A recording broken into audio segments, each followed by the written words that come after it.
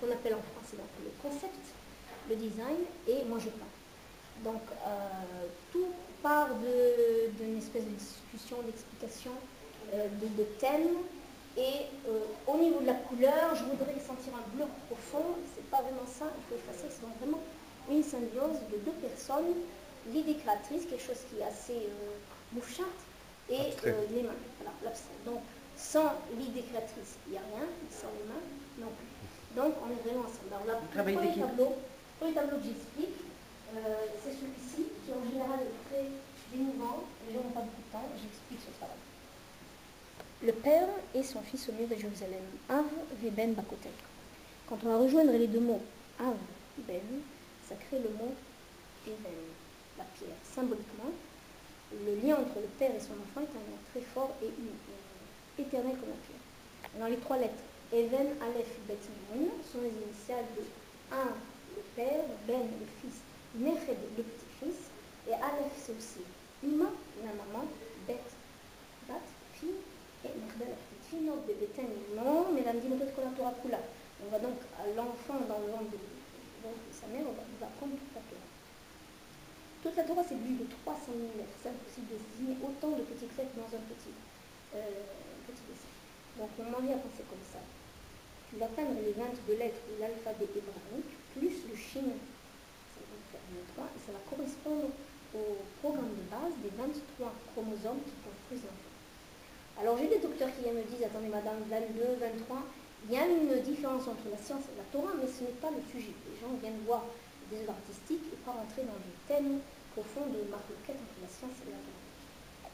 Il y a marqué, Néodalik Malrochou, il a comme une espèce de lumière au-dessus de sa tête, vient le moment de l'accouchement, un ange va donner un petit coup sur le nez, et il va tout oublier.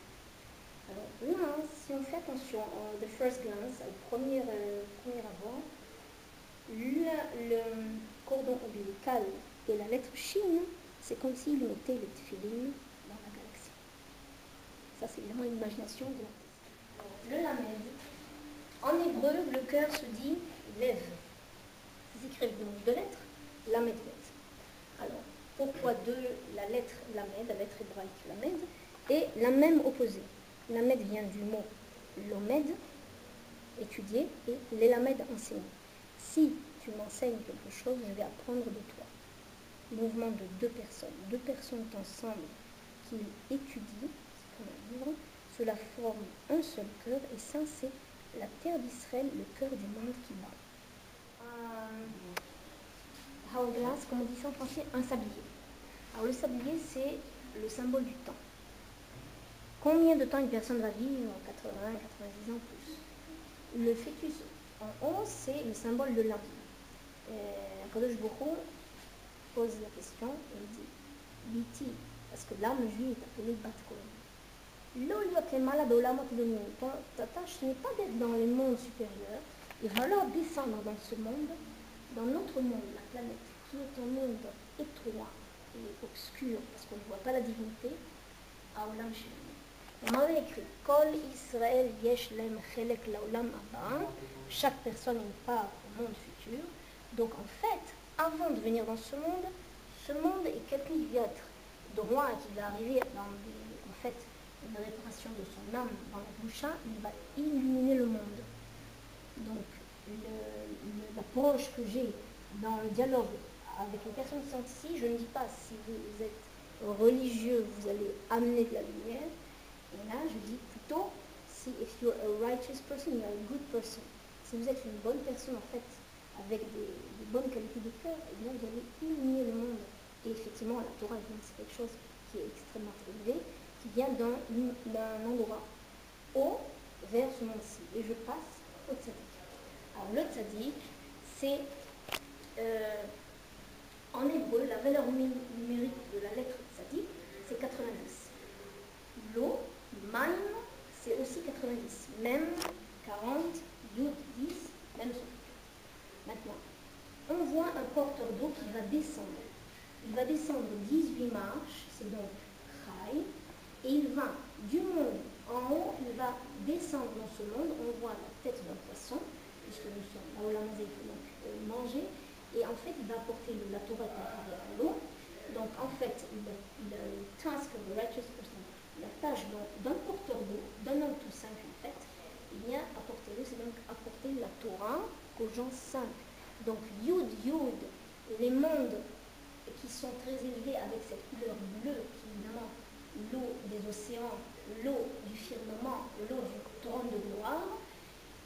Notre tâche, ce n'est pas d'être en haut, c'est de descendre dans ce monde. On voit la tête de toute façon. Les couleurs aussi vont devenir dans les oranges, les rouges et les marrons, donc couleur de terre, couleur de Adama, couleur de ce monde, et d'amener la Torah. Donc d'amener ce souffle de vie qu'apporte la Torah dans la vie. L'Aleph qui est moderne et qui est aussi c'est un premier original, mais on aurait voulu que je fasse un deuxième. Évidemment, il est impossible de peindre deux fois la même chose. On va le sentir dans le mouvement de ce jet de lettres. Alors, ça, c'est donc la lumière Genesis Light. La lumière donc du commencement, en fait, la lumière était infinie et ne pouvait pas, notre monde, la Terre, ne pouvait pas recevoir autant de lumière, donc il y a eu Julia Takeli, il y a eu cette rétraction de lumière de Tzimtzum, et toutes les sprakos, toutes ces étincelles divines, et toutes ces lettres, en fait, les lettres grecques, ont été absolument répandues partout. C'est pour ça que le monde que nous vivons est un mélange de bien et de personne dans sa vie est la clé de sa propre vie. Pourquoi? Parce que Dieu a mis en chacun des pouvoirs qui sont complètement cachés, qui vont se révéler de façon extraordinaire par les épreuves. On va essayer de trouver en nous-mêmes, il suffit tout simplement d'ouvrir un petit peu la porte et on va voir la lumière qui se dégage de la Torah et des mitzvot que Hachem a donné au peuple d'Israël. Ça, c'est défilé à la prière. Là, on voit un arbre, l'arbre de vie, une personne au milieu, un homme qui est debout, de dos, il a un talit, un châle de prière, sa tête est recouverte et il tient un livre. Un peut suggérer, c'est une femme qui est assise de dos, assise, et on voit des oiseaux, un autre oiseau ici, un oiseau, un couple d'oiseaux, et mon mari a écrit Shema Israël, toutes les lettres de la prière montent vers le ciel. Les oiseaux sont les symboles des malachim, des anges qui prennent la prière et qui l'élèvent vers le firmament.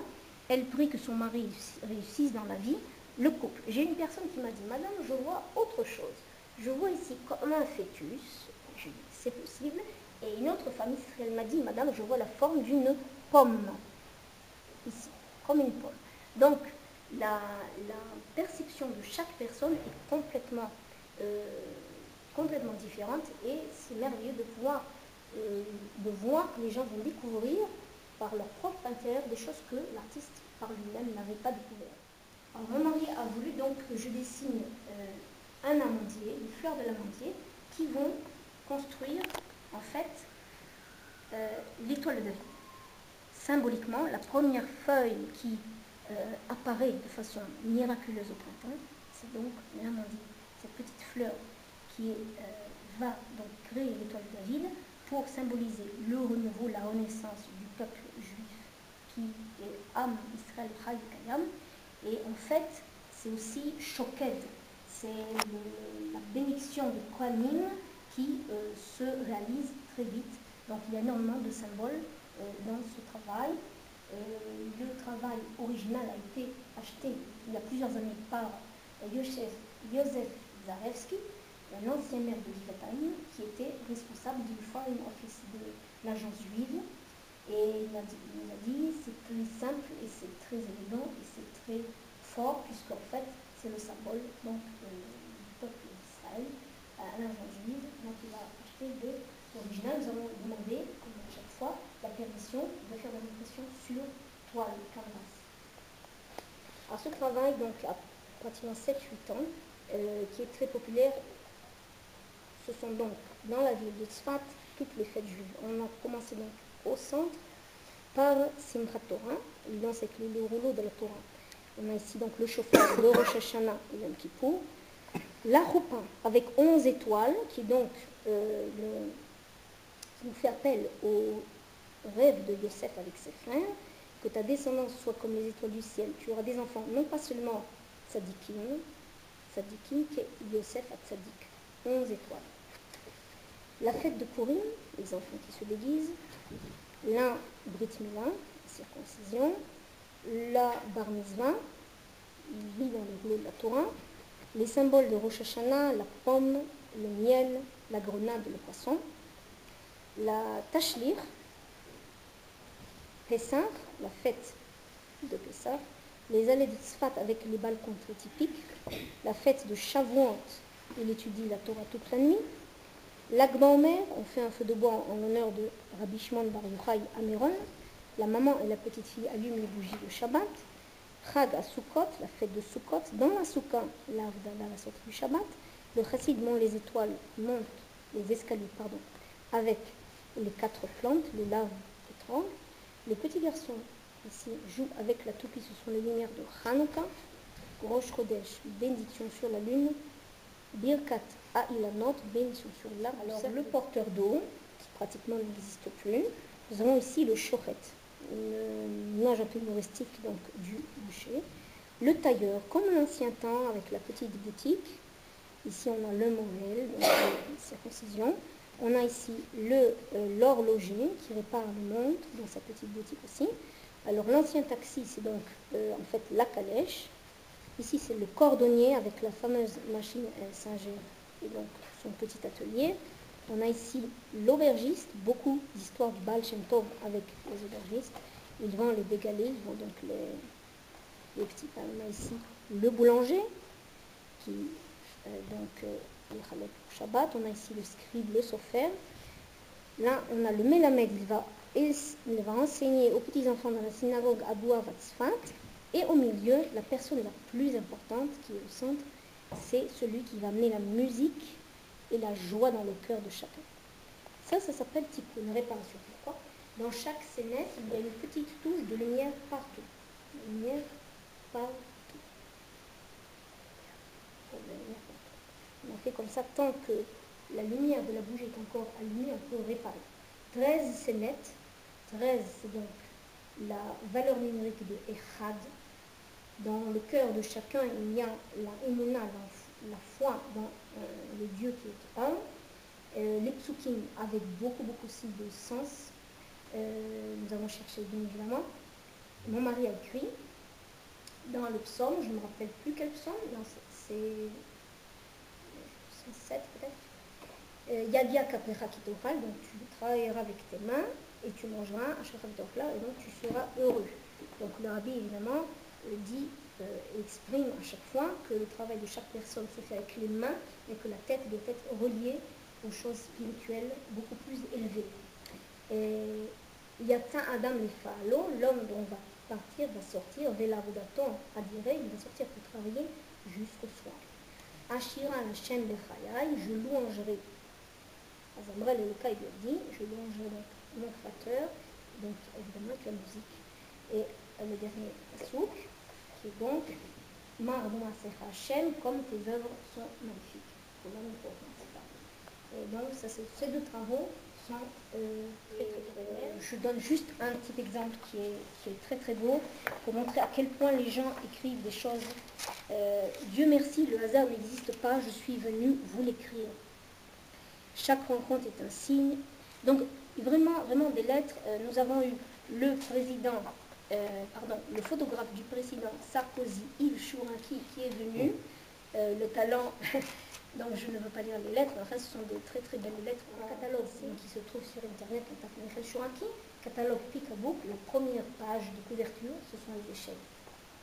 On m'aurait voulu, je voudrais, comme ça, il m'a dit, je voudrais voir 3 échelles un peu faibles, sous un fond bleu marine avec une lumière qui vient d'en haut.